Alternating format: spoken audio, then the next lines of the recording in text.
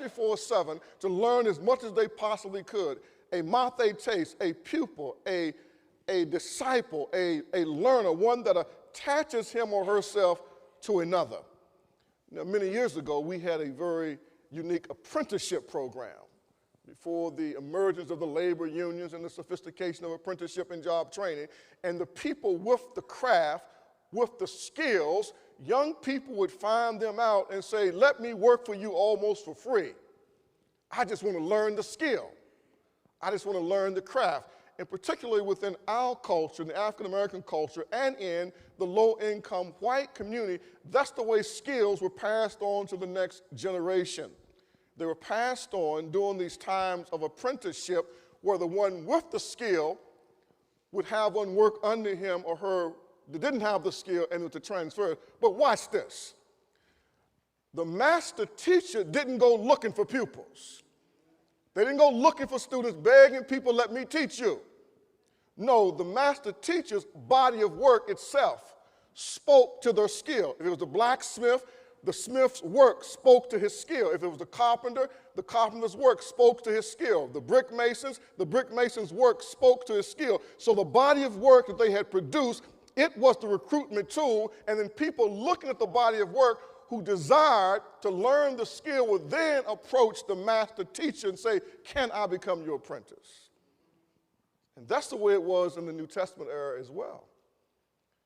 That the teachers, the rabbis, would literally have individuals lining up to be selected to study under and to learn under a master teacher.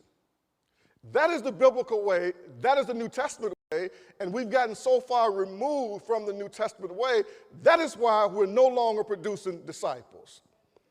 In the 21st century, people think that they can become fully mature in the faith from reading books, from watching DVDs, and watching people on television. And all these commentaries, everybody knows more than the preacher because they can get the commentary. But the problem is the truth of God is designed to be transmitted through personality and through experience of the teachers. That's why God didn't just send the tablets down and throw them out of heaven. No, God gave us the Bible through fallible human beings. So the entire Bible basically was transmitted through the mind, the intellect, and through the personality and the background of fallible people.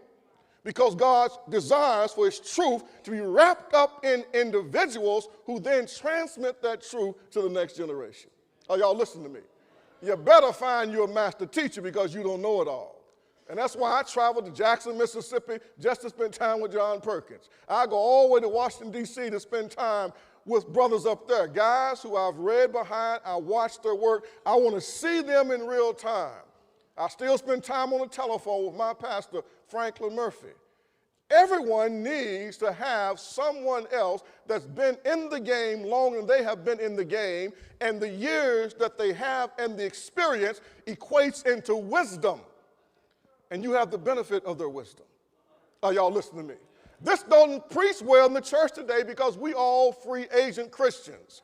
And so we can listen to Charles Stanley and Chuck Swindoll and John MacArthur, and we buy all the commentaries and Warren Wiersbe and all these people, but we fail to realize we have no personal relationship with these individuals. And discipleship is supposed to take place in the context of a relationship. That's the biblical way. That is the New Testament way. That was the ministry of Jesus of Nazareth. The Apostle Paul understood that, and the Apostle Paul says to Timothy, those things which you have learned among me are from me, from many witnesses. The same thing you commit to others, that they can commit to others, and that's the way the church is supposed to grow and be developed. Everybody needs a spiritual father, a mother that is poured into their life, a spiritual brother or sister, that they're holding each other accountable and encouraging each other in this walk, a spiritual peer, and they also need spiritual children that they're pouring into. Because when you have the entire cycle of a spiritual father and a spiritual brother or sister and spiritual children, it holds your life in tension. Because now you understand I have someone that I'm walking with that is encouraging me, someone that I'm accountable to that's investing in me, and someone else I'm accountable for that I'm investing in. Preach, young man, preach.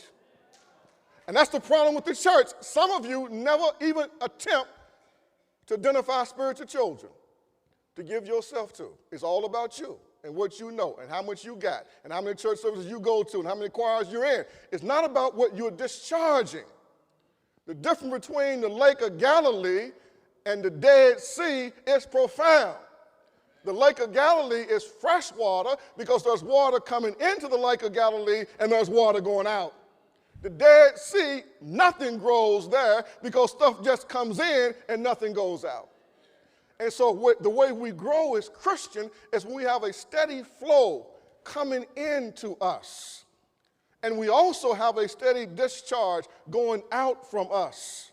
And so we feel compelled to run back to the faucet or to the spigot so we can get some more coming into us because we know somebody else is dependent upon us to discharge something out of us. Are y'all going to help me today? You see, if you're truly involved in Christian ministry, it is draining because people drain you. They take from you, they pull from you, they pull your energy, they pull your emotion, they pull out of you. So the only way you can survive the throes of ministry is that you are in a process of constantly being refilled. Worship is important, prayer is important, fellowship is important, witnesses is important because you got to share your faith to keep your faith strong because you got to know that it really works. A religion that you just talk about isn't worth a dime. You got to have a religion that works, and every now and then you got to see somebody's life being changed as a result of God using you to tell them the story or to pray for them or to encourage them or to challenge them in some spiritual way. Now, I told you I was ready to preach before I got here because Benny Santiago has been pouring into me all week as he drove me all over Anderson, Indiana. Disciples. A common word in the New Testament.